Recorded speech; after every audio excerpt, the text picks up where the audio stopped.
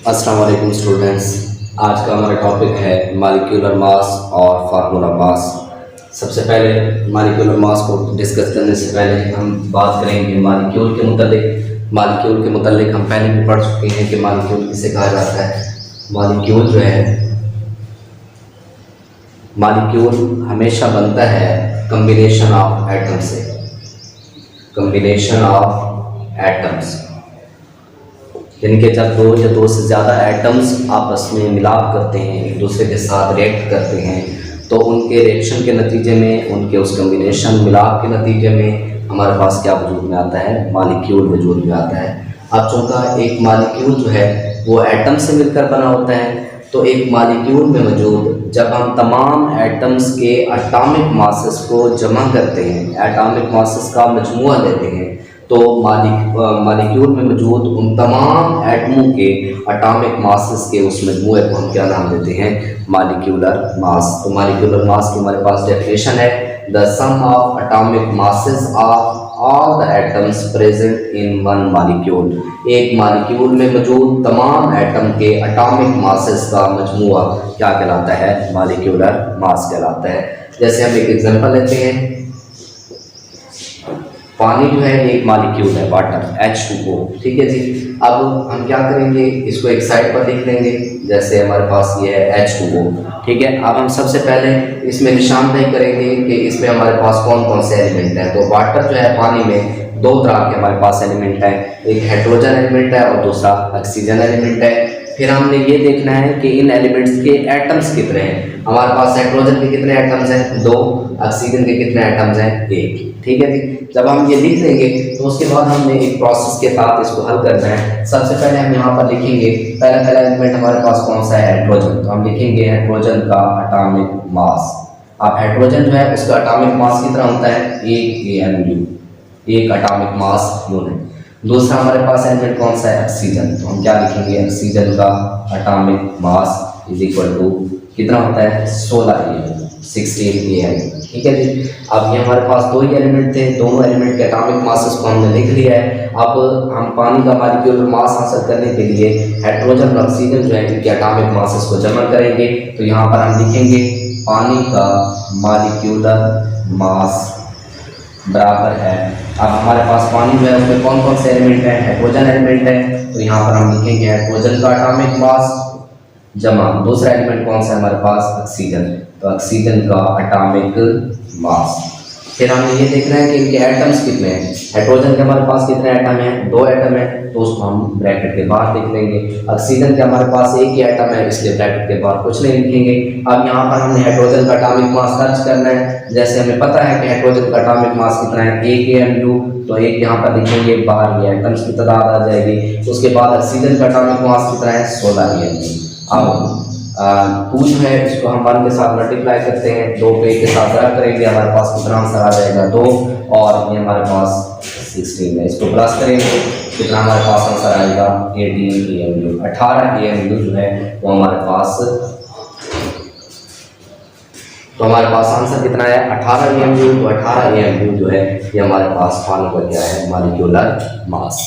Book में हमारे पास example है 1.2, calculate the molecular mass of nitric acid. ये सवाल क्वेश्चन हमसे किया गया है कि हमने नाइट्रिक एसिड यानी कि HNO3 जो है इसका हमने मॉलिक्यूलर मास फाइंड करना है। अब जैसे मैंने आपको तरीक़ाकार समझाया है कि हम क्या करेंगे, एक अलहदा एक साइड के ऊपर हम वो मॉलिक्यूल लिख लेंगे जिसका हमने मॉलिक्यूलर मास मालूम करना है। अब उसके अंदर हमने निशानदेही करनी है कि इस मॉलिक्यूल में एलिमेंट कौन कौन से हैं। तो नाइट्रिक एसिड जो है इसमें 3 एलिमेंट हैं, हाइड्रोजन है, नाइट्रोजन है और ऑक्सीजन है। उसके बाद हमें ये देखना है कि इनके एटम्स की तादाद कितनी है। हमारे पास हाइड्रोजन के साथ सिंबल के नीचे कुछ नहीं है, इसका मतलब हाइड्रोजन के कितने एटम्स हैं, 1, नाइट्रोजन का भी कितना एटम है, 1, और ऑक्सीजन के कितने एटम है, 3। अब हम क्या करेंगे, ये हमारे पास जो तीनों एलिमेंट्स हैं, हाइड्रोजन, नाइट्रोजन और ऑक्सीजन, इनके पहले हम एटॉमिक मासेस लिख लेंगे। तो यहाँ पर हम लिखते हैं कि एटॉमिक मास ऑफ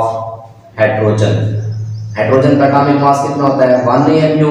उसके बाद हमारे पास दूसरा एलिमेंट है नाइट्रोजन, तो हम यहाँ पर लिखेंगे atomic mass of nitrogen. Nitrogen जो है इसका एटॉमिक मास होता है 14 AMU, 14 AMU, ठीक है। उसके बाद हमारे पास तीसरा एलिमेंट है ऑक्सीजन, तो हम यहाँ पर लिखेंगे एटॉमिक मास ऑफ ऑक्सीजन कितना है, ऑक्सीजन का एटॉमिक मास होता है 16 am। ठीक है, अब हमने एटॉमिक मास यहाँ पर लिख लिए हैं। अब हमने मॉलिक्यूलर मास मालूम करना है HNO3 का। अब हम क्या करेंगे, यहाँ पर लिखेंगे molecular mass of HNO3, molecular mass of HNO3। अब यहाँ पर जो भी इस HNO3 के अंदर एलिमेंट्स हैं उन सब को हम तरतीब से यहाँ पर लिख लेंगे। जैसे हमारे पास पहले कौन सा एलिमेंट है, हाइड्रोजन, तो यहाँ पर हम लिखेंगे एटॉमिक मास ऑफ हाइड्रोजन, ठीक है, प्लस दूसरा हमारे पास एलिमेंट है नाइट्रोजन, तो यहाँ पर हम लिखेंगे एटॉमिक मास ऑफ नाइट्रोजन, ठीक है जी। और तीसरा हमारे पास कौन सा एलिमेंट है, ऑक्सीजन, तो यहाँ पर हम लिखेंगे atomic mass of oxygen, atomic mass of oxygen, ठीक है जी। अब यहाँ पर हमें क्या करना है कि जब हम ये लिख लेंगे उसके बाद हमने एटम्स की तादाद लिखनी है। हमारे पास हाइड्रोजन का एक ही एटम है तो ब्रैकेट के बाहर कुछ नहीं लिखेंगे, नाइट्रोजन का भी एक ही एटम है तो ब्रैकेट के बाहर कुछ नहीं लिखेंगे, ऑक्सीजन के कितने एटम है 3, तो ब्रैकेट के बाहर हम क्या लिख लेते हैं 3 लिख लेते हैं, ठीक है। अब हमने एटॉमिक मास दर्ज कर लेने हैं, हाइड्रोजन का एटॉमिक मास है 1, नाइट्रोजन का एटॉमिक मास कितना है 14 और ऑक्सीजन का एटॉमिक मास कितना है 16, ऑक्सीजन के कितने एटम है 3, ठीक है जी। अब 1 + 14, आप 16 जो है इसको आप 3 के साथ मल्टीप्लाई करते हैं तो 48 आंसर आता है। आप जब इन सब को जमा करेंगे तो ये हमारे पास इसका आंसर आएगा 63 AMU। तो HNO3 जो है इसका मॉलिक्यूलर मास कितना है 63 AMU। और ये मॉलिक्यूलर मास कैसे आया, जब हमने HNO3 में मौजूद तमाम एटम के एटॉमिक मासेस को जमा किया, एटॉमिक मासेस का सम लिया, तो उसके नतीजे में हमारे पास मॉलिक्यूलर मास आया। तो मॉलिक्यूलर मास जो है वो एक मॉलिक्यूल में मौजूद तमाम एटमों के एटॉमिक मासेस का मजमूआ होता है। नेक्स्ट हमारे पास है फार्मूला मास। फार्मूला मास किसे कहा जाता है, हमने फार्मूला यूनिट के मुताबिक पहले डिस्कस कर चुके हैं कि फार्मूला यूनिट क्या होता है। हमने पढ़ा हुआ है कि जो आयनिक कंपाउंड्स होते हैं, ठीक है, वो आयन से मिलकर बना होते हैं, ठीक है, आयन से मिलकर बनते हैं पॉजिटिव और नेगेटिव आयंस थे। तो पॉजिटिव और नेगेटिव आयंस जो हैं वो एक दूसरे को बड़ी फोर्स से, बड़ी कुव्वत से एक दूसरे को अट्रैक्ट करते हैं। इसलिए जितने भी आयनिक कंपाउंड्स होते हैं उनके अंदर मौजूद आयंस एक दूसरे के साथ जुड़कर 3 डायमेंशनल स्ट्रक्चर बनाते हैं। अब आयनिक कंपाउंड्स होते हैं उनको रिप्रेजेंट करने के लिए हम एक फार्मूला इस्तेमाल करते हैं जिसको हम नाम देते हैं फार्मूला यूनिट का, ठीक है। यानी कि फार्मूला यूनिट आयनिक कंपाउंड्स की नुमाइंदगी करने वाला एक फार्मूला है, ठीक है। अब जब हम एक फार्मूला यूनिट में तमाम एटम्स के एटॉमिक मासेस का सम लेते हैं, यानी एटॉमिक मासेस को जमा करते हैं, तो उसको हम क्या नाम देते हैं फार्मूला मास। तो फार्मूला मास की हमारे पास डेफिनेशन क्या है, sum of atomic masses of all atoms in one formula unit. एक फार्मूला यूनिट में मौजूद तमाम एटम के एटॉमिक मासेस का मजमूआ क्या कहलाता है, फार्मूला मास कहलाता है, ठीक है। अब फार्मूला मास जो है उसको समझने का भी वही तरीका है जो मॉलिक्यूलर मास को समझने का है। लेकिन फ़र्क ये है कि जो मॉलिक्यूलर मास होता है वहाँ पर हम मॉलिक्यूल जो होते हैं उसके अंदर मौजूद एटमों के एटॉमिक मासेस का सम लेते हैं, लेकिन जो फार्मूला मास होता है उसमें हम क्या करते हैं फार्मूला यूनिट में मौजूद तमाम एटमों के एटॉमिक मासेस का सम लेते हैं। जैसे फॉर एग्जांपल अगर NaCl जो है उसका हमें एक फार्मूला मास मालूम करना पड़े तो हम कैसे मालूम करेंगे। अब ये NaCl जो है चूँकि ये आयनिक कंपाउंड है, अब ये आयनिक कंपाउंड है और सोडियम क्लोराइड का ये फार्मूला है। चूँकि सोडियम क्लोराइड आयनिक कंपाउंड है उसको ज़ाहिर करने के लिए हम NaCl जो है ये फार्मूला इस्तेमाल करते हैं, इसलिए NaCl जो है ये दरअसल क्या है फार्मूला यूनिट है। इस फार्मूला यूनिट में जो भी एटम्स हैं उनका जब हम एटॉमिक मासेस को जमा करेंगे तो हमारे पास NaCl जो है उसका फार्मूला मास आ जाएगा। अब वही कार्य हम करेंगे कि हमारे पास कौन सा फार्मूला यूनिट है NaCl। अब यहाँ पर कौन कौन से हमारे पास एलिमेंट है Na और Cl, ठीक है, दोनों की तादाद कितनी है 1-1। अब हम यहाँ पर क्या करेंगे, सबसे पहले लिख लेंगे हमारे पास जो भी एलिमेंट है उनके एटॉमिक मासेस लिख लेंगे। तो सबसे पहले हम क्या लिखेंगे, एटॉमिक मास ऑफ सोडियम। अब सोडियम जो है उसका एटॉमिक मास हमारे पास कितना होता है 23 AMU होता है। उसके बाद दूसरा एलिमेंट हमारे पास क्लोरीन है, तो यहाँ पर लिखेंगे atomic mass of chlorine. Chlorine का कितना होता है एटॉमिक मास 35.5 AMU, 35.5 AMU, ठीक है।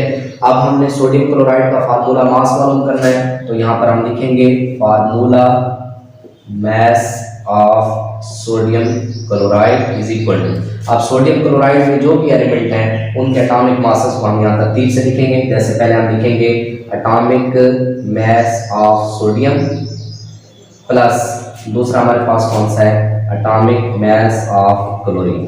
ठीक है, अब ब्रैकेट के बाहर एटम्स की तादाद लिखी जाती है, दोनों की एक एक एटम्स हैं। ठीक है, इसलिए यहाँ पर हम एक नहीं लिखेंगे, हम डायरेक्ट जो है वो सोडियम क्लोराइड का एटॉमिक मास सर्च करेंगे। हमारे पास कितना है 23 AMU और हमारे पास क्लोरीन का एटॉमिक मास कितना है 35.5 AMU। जब हम दोनों को प्लस करेंगे हमारे पास सोडियम क्लोराइड का जो फार्मूला मास है वो कितना आएगा 58.5 AMU। इस तरह हम जितने भी आयनिक कंपाउंड्स हैं उनके फार्मूला मास को कैलकुलेट कर सकते हैं। उसके बाद 1.3 हमारे पास एग्जांपल है, तो एग्जांपल है कि calculate the formula mass of potassium sulphate K2SO4। तो ये क्वेश्चन है, इस क्वेश्चन में हमसे पूछा जा रहा है कि हम पोटाशियम सल्फेट जो है इसका फार्मूला मास कैलकुलेट करें। बिल्कुल आसान तरीका, नई कार्रवाई हम करेंगे, हम फार्मूले को अलग लिख लेंगे। पोटाशियम सल्फेट का फार्मूला हमने अलग लिख लिया। अब हम क्या करेंगे, यहाँ से एलिमेंट इनके अलग अलग कर लेंगे कि पोटाशियम सल्फेट जो है इसमें कौन कौन से एलिमेंट है। तो यहाँ हमारे पास पोटाशियम एलिमेंट है, सल्फर है और इसके अलावा ऑक्सीजन। ठीक है, अब इनके एटम्स की तादाद लिख लेंगे। पोटाशियम के कितने एटम है 2, सल्फर के कितने एटम है 1 और ऑक्सीजन के कितने एटम है 4। जब हम ये लिख लेंगे तो अब हमने क्या करना है कि ये जो तमाम एलिमेंट्स हैं पोटाशियम सल्फर और ऑक्सीजन, इनका एटॉमिक मास को हमने अलग लिख लेना है। तो सबसे पहले हम लिखेंगे एटॉमिक मास ऑफ पोटाशियम, कितना होता है एटॉमिक मास पोटाशियम का 39 AMU। उसके बाद सेकंड हमारे पास है सल्फर, तो एटॉमिक मास ऑफ सल्फर ये होता है जी 32 AMU। उसके बाद हमारे पास जो थर्ड एलिमेंट है वो है ऑक्सीजन, तो हम यहाँ पर लिखेंगे एटॉमिक मास ऑफ ऑक्सीजन कितना होता है जी 16 AMU। अब हमने तीनों एलिमेंट के एटॉमिक मासेस यहाँ पर लिख लिए हैं। अब हम क्या करेंगे, पोटाशियम सल्फेट जो है उसका फार्मूला मास मालूम करेंगे।